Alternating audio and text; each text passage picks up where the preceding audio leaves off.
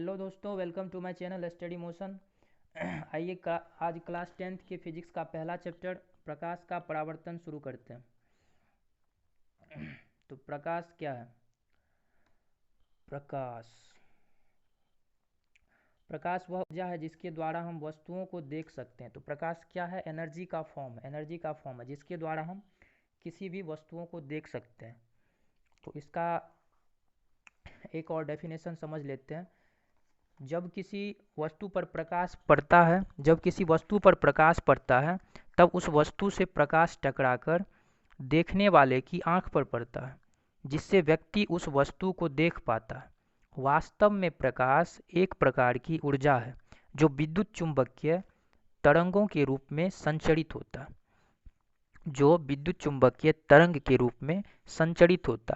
अब ये विद्युत चुंबकीय तरंग क्या होता है, इलेक्ट्रोमैग्नेटिक वेव्स क्या होता है, इस इलेक्ट्रोमैग्नेटिक वेव्स के बारे में आगे देखेंगे।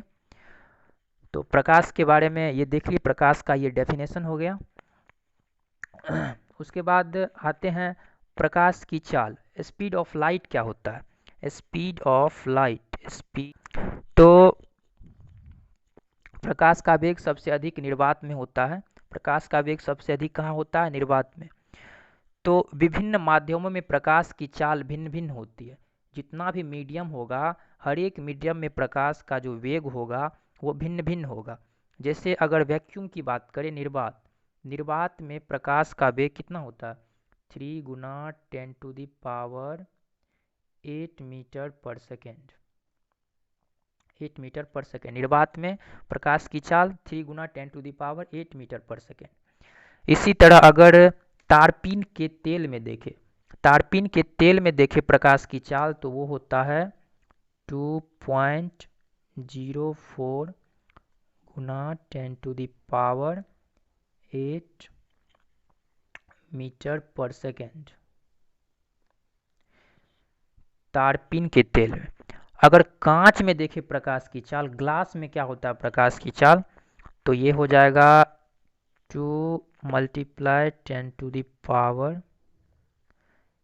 मीटर पर सेकेंड। 2 × 10⁸ मीटर पर सेकेंड। अगर प्रकाश की चाल वाटर में देखा जाए, तो वाटर में प्रकाश की चाल 2.25 गुना 10⁸ मीटर पर सेकेंड। तो अलग अलग माध्यमों में हमने प्रकाश की चाल को देखा। अब आगे देखते हैं प्रकाश से रिलेटेड कुछ पॉइंट। बेसिक रूप से प्रकाश को सूर्य से पृथ्वी तक आने में औसतन 499 सेकेंड अर्थात 8 मिनट 19 सेकेंड का समय लगता है। प्रकाश को सूर्य से पृथ्वी तक आने में औसतन 499 सेकेंड मतलब कि 8 मिनट 19 सेकेंड का समय लगता है। इसी प्रकार चंद्रमा से परावर्तित प्रकाश को पृथ्वी तक आने में 1.28 सेकेंड का समय लगता है। इसी प्रकार चंद्रमा से परावर्तित प्रकाश को पृथ्वी तक आने में कितना समय लगता है? 1.28 सेकेंड का समय लगता है। प्रकाश के बारे में हम लोगों ने कुछ पॉइंट्स को देखा। अब आते हैं प्रकाश के गुण पर। प्रकाश के कुछ खास गुण हैं, उन गुणों को देखते हैं। पहला गुण, प्रकाश सरल रेखा मतलब कि सीधी रेखाओं में गमन करता है। प्रकाश सीधी रेखाओं में गमन करता है। इसका एग्जाम्पल है, आप जब टॉर्च को ऑन करते हैं तो देखते होंगे कि उससे जो लाइट निकलती है वो एक सीधी रेखा में सरल रेखीय पथ को फॉलो करती है, सरल रेखा में गमन करती है। तो ठीक है, ये एग्जाम्पल आप लोगों ने समझ लिया। अब इसका दूसरा प्रॉपर्टी देखते हैं, वो क्या है। उसके बाद अगला में कह रहा है प्रकाश विद्युत चुंबकीय तरंग है, इसलिए इसे संचरण के लिए माध्यम की आवश्यकता नहीं पड़ती है। तो प्रकाश क्या है? Electromagnetic waves. अब ये इलेक्ट्रोमैग्नेटिक वेव्स क्या है? जब प्रकाश किसी माध्यम में या वैक्यूम में गमन करती है तो उस पॉइंट पर इलेक्ट्रिक वेव्स विद्युत चुंबकीय तरंग, और विद्युत चुंबकीय तरंग में जो आपका इलेक्ट्रिक हो गया और ये मैग्नेटिक वाला पार्ट हो गया, ये इलेक्ट्रिक वाला पार्ट हो गया, ये मैग्नेटिक वाला पार्ट हो गया। इनका हम ग्राफ देख लेते हैं, ग्राफ कैसा होता है। एक मिनट, ये ग्राफ हो गया, ये हमारा प्लेन हो गया एक्स वाई जेड, ये ऊपर से ऐसे गया। अब इसमें हम लोग कुछ इलेक्ट्रिक पार्ट्स देख लेते हैं। ये हमारा इलेक्ट्रिक हो गया, ये भी हमारा इलेक्ट्रिक हो गया, ये भी हमारा इलेक्ट्रिक हो गया। अब इसका दूसरा पार्ट हम मैग्नेटिक वाला देख लेते हैं। मैग्नेटिक वाला पार्ट, ये जो हमारा पोर्शन होगा, ये हमारा मैग्नेटिक वाला पोर्शन होगा, मैग्नेटिक वाला। ये पोर्शन क्या होगा, मैग्नेटिक वाला, ये मैग्नेटिक वाला। इसको बी नॉट से डिनोटेड करते हैं, इसको ई जीरो से डिनोटेड करते हैं। ये इलेक्ट्रिक वाला पोर्शन है, ये मैग्नेटिक वाला पोर्शन है। तो विद्युत चुंबकीय तरंग, विद्युत चुंबकीय तरंग से यह स्पष्ट होता है कि उसमें दो वेव्स है, एक मैग्नेटिक वेव्स है, उसके बाद दूसरा इलेक्ट्रिक वेव्स है। दोनों का वहाँ पे दोलन होता है। दोलन होने के कारण ही इसे क्या कहते हैं, इलेक्ट्रोमैग्नेटिक वेव्स कहा जाता है, विद्युत चुंबकीय तरंग कहा जाता है। इसलिए इसे संचरण के लिए माध्यम की आवश्यकता नहीं पड़ती है। विद्युत चुंबकीय तरंग है, इसलिए इसे संचरण के लिए किसी भी मीडियम की आवश्यकता नहीं पड़ती है, वैक्यूम में संचरण होती है। तो इसका अगला प्रॉपर्टी देखते हैं। अगला प्रॉपर्टी क्या है, पहला दूसरा देख लिए, तीसरा है प्रकाश अपारदर्शी वस्तुओं की तीक्ष्ण छाया बनाती है। प्रकाश अपारदर्शी वस्तुओं की क्या बनाती है, तीक्ष्ण छाया बनाती है, छोटी सी छाया बनाती है। तीक्ष्ण मतलब काफी छोटा, काफी छोटा छाया बनाती है। ठीक,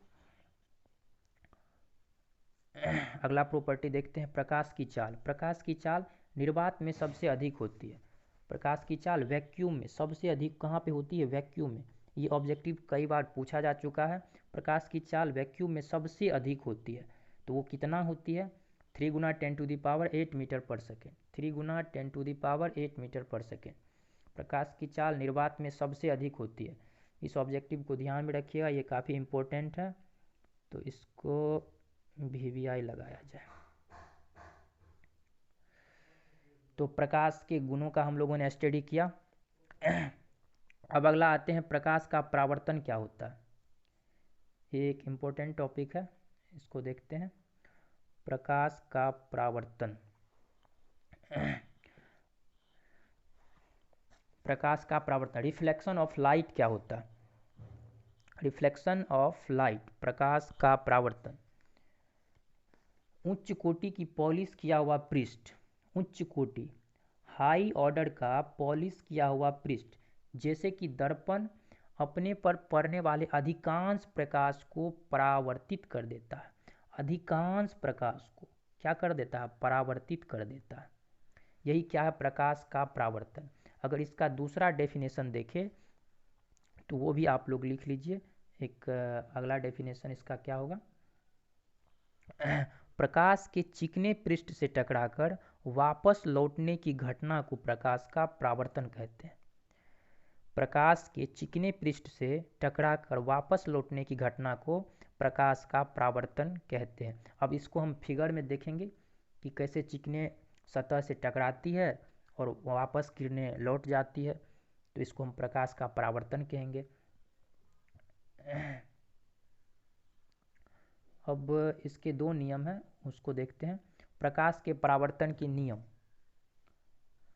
प्रकाश के परावर्तन के नियम, प्रकाश के परावर्तन के क्या नियम हैं उनको देखते हैं।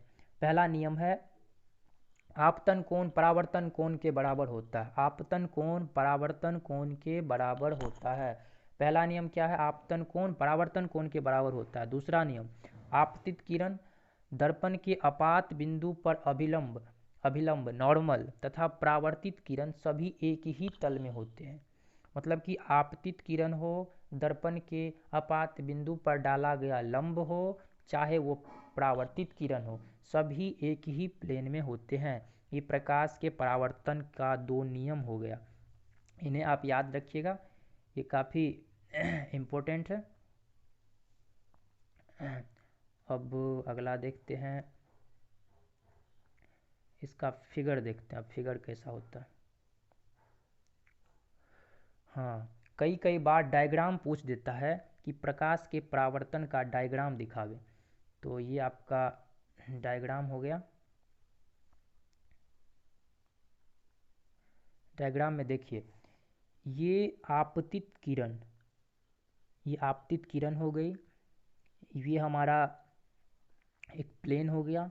ये आपतित किरण आई और प्लेन से टकराई, टकराने के बाद वापस इस डायरेक्शन में लौट गई। ये हमारा अभिलंब हो गया, ठीक। तो ये हमारा ये परावर्तित किरण हो गई, ये आपतित किरण हो गई। उसके बाद ये हमारा प्लेन हो गया और इसको कहेंगे आपतन का कोण। ये हमारा आपतन का कोण आई, ये परावर्तन का कोण आर हो गया। आपतन का कोण और परावर्तन का कोण। तो डायग्राम को भी याद रखिएगा, डायग्राम काफ़ी इम्पोर्टेंट है। तो परावर्तन के नियमों को देख लिया, उसके बाद प्रकाश के परावर्तन का डायग्राम देख लिए। अब अगला आते हैं इमेज फॉर्मेशन। इमेज क्या होता है, प्रतिबिंब क्या होता है। तो प्रतिबिंब,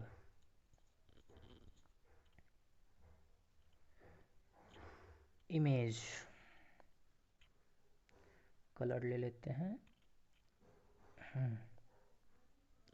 इमेज, प्रतिबिंब वहाँ बनता है जिस बिंदु पर कम से कम दो परावर्तित किरणें प्रतिच्छेदित होती है। प्रतिच्छेदित होती है या प्रतिच्छेदित होती हुई प्रतीत होती है, उन्हें क्या कहेंगे, प्रतिबिंब कहेंगे, इमेज कहेंगे। ये हमारा इमेज का डेफिनेशन हो गया। अब इमेज दो प्रकार के होते हैं, एक होता है वास्तविक प्रतिबिंब, एक होता है आभासी प्रतिबिंब। रियल इमेज, वर्चुअल इमेज, इसे इरेक्ट भी कहा जा सकता है। तो इमेज हो गया। अब वास्तविक प्रतिबिंब क्या होता है, आभासी प्रतिबिंब क्या होता है, उन्हें देखते हैं। तो वास्तविक प्रतिबिंब, किसी बिंदु से निकलने वाली प्रकाश की किरणें परावर्तन और अपवर्तन के बाद जिस बिंदु पर वास्तविक रूप से मिलती है या मिलती हुई प्रतीत होती है, उसको तो वास्तविक प्रतिबिंब कहेंगे। उसको क्या कहेंगे, वास्तविक प्रतिबिंब कहेंगे। जिस बिंदु पर वास्तविक रूप से मिलती है या मिलती हुई प्रतीत होती है, उसको वास्तविक प्रतिबिंब कहेंगे। अगला है आभासी प्रतिबिंब, वर्चुअल इमेज क्या है।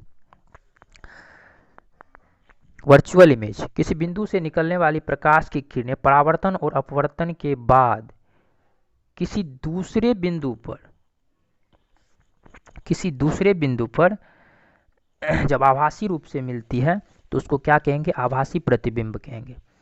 अब इसके डिफरेंस को देखते हैं। वास्तविक प्रतिबिंब और आभासी प्रतिबिंब के बीच क्या अंतर होता है। पहला अंतर है, यह तब बनता है जब प्रकाश की किरणें वास्तव में प्रतिच्छेदित होती है, मतलब कि वास्तव में किसी पॉइंट्स पर जाकर के मिलती है, उसको क्या कहेंगे, वास्तविक प्रतिबिंब कहेंगे। आभासी प्रतिबिंब, यह तब बनता है जब प्रकाश की किरणें प्रतिच्छेदित होती हुई प्रतीत होती है। यहाँ पे वास्तव में प्रतिच्छेदित होती है और आभासी में देखें तो प्रतिच्छेदित होती हुई प्रतीत होती है, मतलब कि यहाँ पे वास्तविक रूप से नहीं होती है। उसके बाद इसका दूसरा डिफरेंस देखेंगे, इसे पर्दे पर प्राप्त कर सकते हैं। वास्तविक इमेज जो रियल इमेज है उसको हम पर्दे पर देख सकते हैं और वर्चुअल इमेज को पर्दे पर नहीं देख सकते।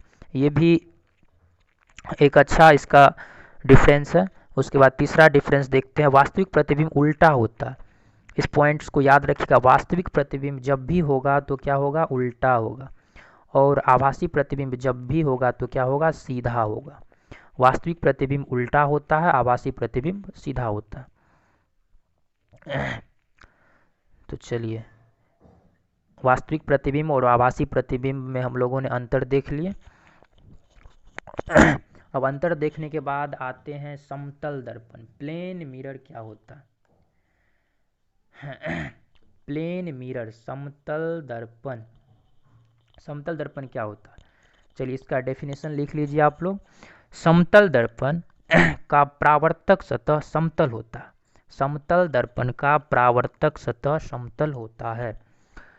इसमें शीशे के एक और धातु की पतली परत चढ़ी होती है। इसमें जो है शीशे के एक और धातु की पतली परत चढ़ी होती है और किरण क्षय को रोकने के लिए आपका जो रे आएगा तो उस रे के क्षय को रोकने के लिए लेप किया जाता है। शीशे के पीछे चांदी की परत या पारे की परत परावर्तक सतह का कार्य करती है। शीशे के पीछे चांदी की परत या पारे पीवी की परत परावर्तक सतह का कार्य करती है। उसके बाद इसका हम इमेज फॉर्मेशन देख लेते हैं। इमेज फॉर्मेशन है, सॉरी, इसका हम डायग्राम देख लेते हैं। डायग्राम क्या होता है? तो समतल दर्पण, तो समतल दर्पण का हम डायग्राम देख रहे हैं। ये डायग्राम इस प्रकार से डायग्राम है। डायग्राम में ये हमारा एक प्लेन मिरर है और ये हमारा वस्तु है। वस्तु का ये पीछे में इमेज बना हुआ है। वस्तु हमारा u डिस्टेंस पे है, इमेज हमारा v डिस्टेंस पे है। ठीक, इसको थोड़ा आगे कर लेते हैं। हाँ, अब सब सही है। चलिए चलिए चलिए चलिए देखते हैं समतल दर्पण प्लेन मिरर। फिर अब क्या कह रहा है प्लेन मिरर कि आभासी एवं सीधा होता है। आभासी एवं सीधा होता है। क्या आभासी होता है, क्या सीधा होता है? इमेज जो बनता है समतल दर्पण में, जो इमेज बनेगा, जो प्रतिबिंब बनेगा, वो आभासी एवं सीधा होगा। तो यहाँ पे आप देख सकते हैं फिगर में सीधा तो दिखाई दे रहा है, लेकिन ये क्या है? आभासी है, वास्तविक प्रतिबिंब नहीं है, ये हमें आभासी रूप से दिखाई दे रहा। उसके बाद इसका अगला पॉइंट देखते हैं।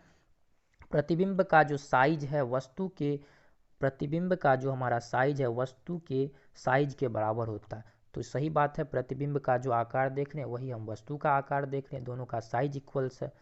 तो साइज इक्वल। उसके बाद क्या कह रहा है? उसके बाद कह रहा है कि प्रतिबिंब दर्पण के उतने पीछे बनता है जितनी वस्तु की दर्पण से दूरी होती है। अब वस्तु का दर्पण से दूरी u है, उसके बाद जो उसका प्रतिबिंब बना वो v डिस्टेंस पर बना है।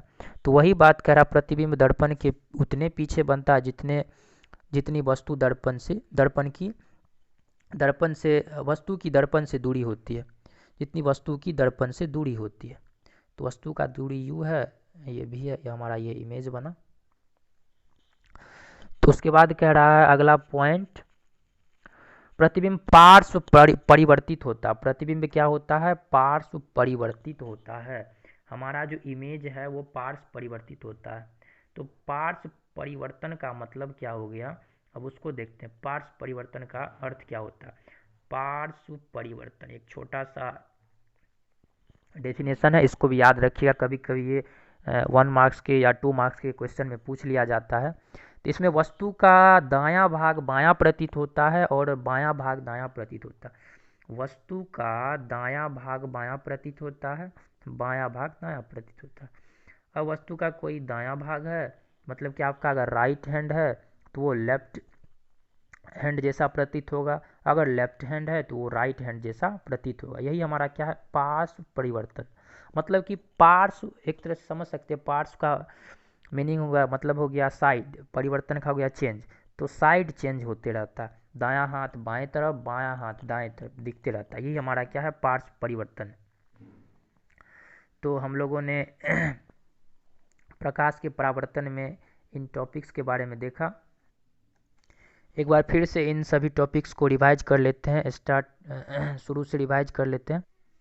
चलिए तो एक बार फिर से इन सभी चीज़ों को रिकॉल कर लेते हैं कि हम लोगों ने क्या क्या टॉपिक देखा। पहला तो प्रकाश का डेफिनेशन देखें, प्रकाश का क्या परिभाषा होता है। उसके बाद प्रकाश के गुणों के बारे में देखें, तो इन सभी गुणों को याद रखिएगा, ये कई बार एग्जाम में पूछ लिया गया। उसके बाद प्रकाश का परावर्तन, रिफ्लेक्शन ऑफ लाइट की परिभाषा को देखें, प्रकाश का परावर्तन क्या होता है।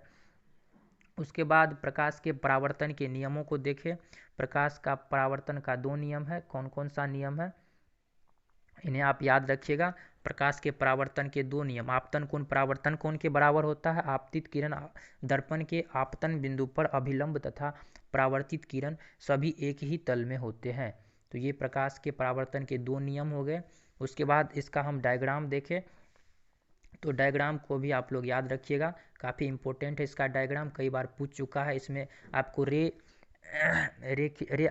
रेखा आरेख खींचने के लिए बोल देगा कि आप आपतित किरण को दिखाएं, कौन सा परावर्तित किरण है, कौन सा अभिलंब है, कौन आपतन का कोण है, कौन सा परावर्तन का कोण है। तो आप इस तरह से इमेज का प्रैक्टिस कर लीजिएगा। उसके बाद हम लोगों ने प्रतिबिंब को देखा, इमेज क्या होता है, कौन सा वास्तविक इमेज होता है, कौन आभासी इमेज होता है। तो वास्तविक इमेज और आभासी इमेज में हम लोगों ने अंतर को देखा कि वास्तविक प्रतिबिंब क्या होता है, आभासी प्रतिबिंब क्या होता है, वास्तविक में रियल रूप से कहाँ मिलती है, आभासी में कैसे मिलती है। तो इसके बाद कहाँ पे वास्तविक रूप से प्रतिच्छेदित करती है, कहाँ से प्रतीत होती है, प्रतिच्छेदित करती हुई प्रतीत होती है। इसे पर्दे पर देख सकते हैं, इसे पर्दे पर नहीं देख सकते हैं। वास्तविक प्रतिबिंब उल्टा होता है, हमेशा वास्तविक प्रतिबिंब उल्टा होता है, आभासी प्रतिबिंब सीधा होता है। वास्तविक प्रतिबिंब उल्टा होता है, आभासी प्रतिबिंब सीधा होता है। तो ये अंतर हो गया इसका। उसके बाद समतल दर्पण को देखेगी, समतल दर्पण क्या होता है। तो समतल दर्पण का परावर्तक सतह समतल होता है। ये भी कई बार ऑब्जेक्टिव में पूछ लिया गया है कि समतल दर्पण का जो परावर्तक सतह होता है वो कैसा होता है, समतल होता है, प्लेन होता है। ये इसका डायग्राम हो गया। डायग्राम को याद रखिएगा, कहाँ पे वस्तु है, कहाँ पे इमेज है, वस्तु इमेज का आकार कैसा है, वस्तु से बड़ा है, छोटा है, क्या है, डिस्टेंस क्या है। डिस्टेंस को भी याद रखिएगा, हमेशा इसको यू भी से डिनोटेड किया जाता है, वस्तु की दूरी को यू से और इमेज की दूरी को भी से। हाँ, उसके बाद आगे आते हैं। उसके बाद हम लोगों को देखा कि वो इमेज कैसा है, आभासी है, सीधा है। उसके बाद प्रतिबिंब का आकार वस्तु के आकार के बराबर होता है। उसके बाद देखे प्रतिबिंब दर्पण के पीछे बनता है जितनी वस्तु की दर्पण से दूरी होती है। उसके बाद देखिए प्रतिबिंब पार्श्व परिवर्तित होता है, मतलब कि उसका साइड चेंज होता है। तो इन सभी टॉपिक्स का हम लोगों ने स्टडी किया। उसके बाद प्रकाश का परावर्तन, तो हम लोगों ने अभी प्रकाश के परावर्तन के बारे में स्टडी किया। और इसका जो नेक्स्ट पार्ट है छूटा हुआ, उसको आगे के लेक्चर में देखा जाएगा। और प्लीज़ दोस्तों, आप लोगों से एक रिक्वेस्ट है कि ये हमारा यूट्यूब चैनल जो है स्टडी मोशन, इसको लाइक कमेंट सब्सक्राइब करें। और जो भी दिक्कत हो, जो भी क्वेश्चन हो, उसको आप कमेंट बॉक्स में किया कीजिए और इसको हमारी टीम के माध्यम से सुधारा जाएगा। धन्यवाद।